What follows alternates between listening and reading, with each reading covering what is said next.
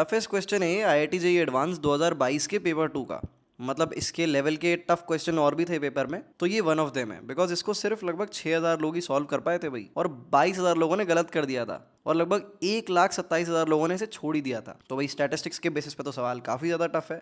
इस बात के बहुत चांसेस है कि बहुत सारे लोग जो इस वीडियो को देख रहे हैं इसे सॉल्व ना कर पाए। Even I am curious to see कि तुम कर पाते हो कि नहीं, क्योंकि सवाल देखने में बहुत छोटा सा प्यारा सा है, इतना टिपिकल नहीं लग रहा है देखने में। तो अटेम्प्ट बहुत सारे लोगों ने करा होगा डेफिनेटली, आई फील। उसके बाद आंसर नहीं आया होगा तो उन्हें लगा होगा टाइम वेस्ट हो रहा है भाई, आगे बढ़ते हैं।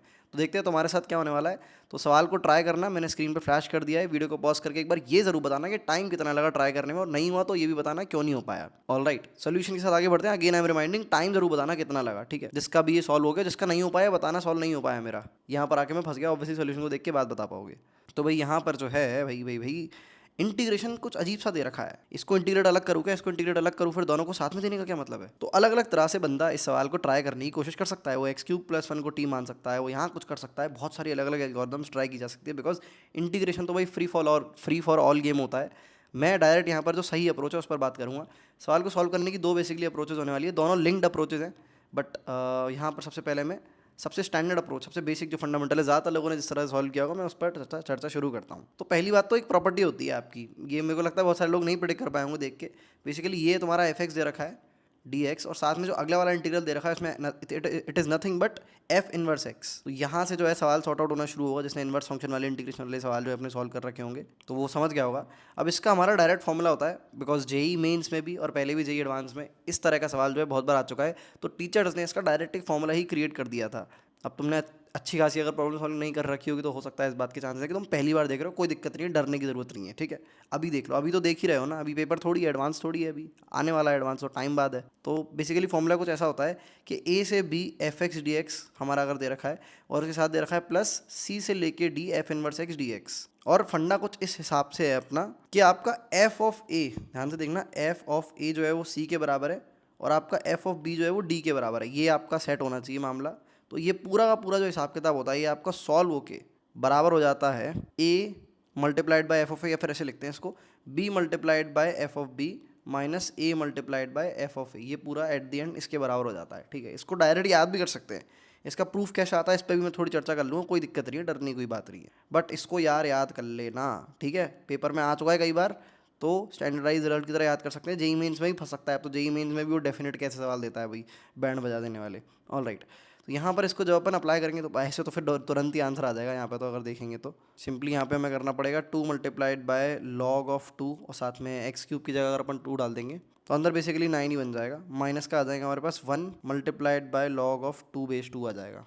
यहाँ से तो आंसर तुरंत ही अपने को दिखाई दे रहा है। बेसिकली ये अपना 5 के बराबर लगभग बैठेगा, क्योंकि देखो बॉक्स पूछ रहा है, ध्यान रखना, greatest integer less than equal to पूछ रहा है वो। तो यहाँ पर log 9/2 की वैल्यू अपने को पता होनी चाहिए। 3 पॉइंट समथिंग आएगी ना, 2 की पावर 3 8 होती है, और 2 की पावर 4 अपनी 16 होती है। तो 3 पॉइंट समथिंग आएगी, तो 2 इंटू 3 पॉइंट समथिंग माइनस हमारा 1 एग्जैक्ट आएगा ये। तो इसका जो बॉक्स अगर अपन देखेंगे तो ये लगभग 5 के बराबर आएगा। ये तो बेसिक मैथ है, इस पर मैं चर्चा ज़्यादा नहीं करूँगा। बट अब काफ़ी लोग बोलेंगे यार मेरे को फॉर्मूला नहीं याद है, इतना रट्टा नहीं मारा मैंने मैथ में, लॉजिक बता भाई। लॉजिक पे आ जाते हैं भाई, लॉजिक की चर्चा कर लेते हैं। देख भाई, लॉजिक बड़ा सिंपल है। यहाँ पर थोड़ी देर के लिए इसको f−1x को t मान ले। ध्यान से देखना, गौर से देखना, कभी जिंदगी में मत भूलना, ठीक है। f−1x को जैसे ही t माना तो x हमारा f(t) हो जाएगा।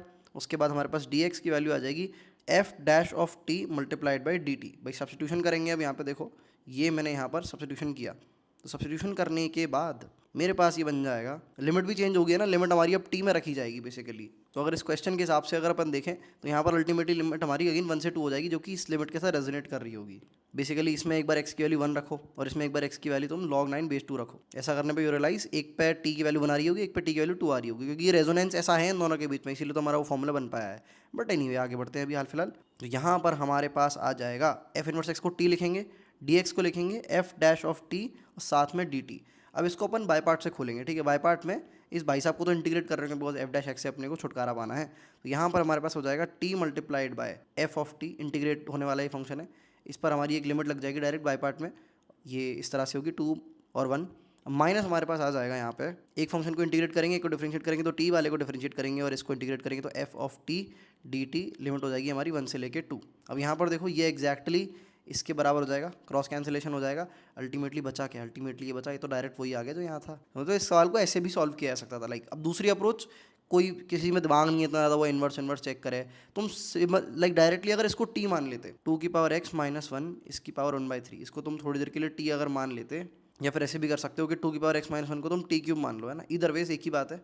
ऐसे अगर तुम जाते तो ये तुम्हारा फंक्शन जाके किसी एक सर्टेन तरह से पार्ट में स्प्लिट हो जाता। वो देखने में तुम्हारा कुछ इस प्रकार होता, 3 multiplied by T cube divided by ln2 साथ में टी क्यूब प्लस 1, ये बन जाता तुम्हारा बेसिकली, है ना। और लिमिट फिर अगेन 1 से 2, लिमिट तो दोनों की सेम ही हो जाती। अब तुम्हें बेसिकली इसमें बाई पार्ट लगाना पड़ता, थोड़ा सा टिपिकल है भाई, इसमें ज़्यादा दिमाग लगाना पड़ेगा। इसमें तुम्हें बाई पार्ट लगाना पड़ता, बेसिकली तुम्हें इसको इस तरह से ब्रेक करना पड़ता, एक तो टी अलग और 3t² divided by ln T cube plus 1 ये अलग, बिकॉज ये तुम्हारा एफ डैश ऑफ एक्स के बराबर है और एफ एक्स तुम्हारा यहाँ बैठा हुआ है, इस तरह से लिंक्ड है।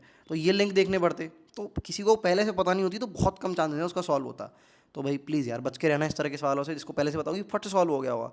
इस सेंस में टफ सवाल नहीं था, बट एकदम फ्रेश ही सवाल आता, फ्रेश सवाल आता, नया आता तो टफ था। तो कितने लोगों का हो पाया भाई, I am very curious to know. इस पर तो मैं तुम्हें क्या ही लर्निंग दूँ भाई, ज़्यादा से ज़्यादा वैरायटी कवर करो, ज़्यादा से ज़्यादा वैरायटी कवर करो, जैसे इस तरह के डायरेक्ट फॉर्मूला बेस्ड क्वेश्चन आए तो तुम्हारे तुरंत सॉल्व हो जाए, समझ रहे हो, जिसकी वैरायटी कवर होगी वो जीत गया। Alright, see you the next one.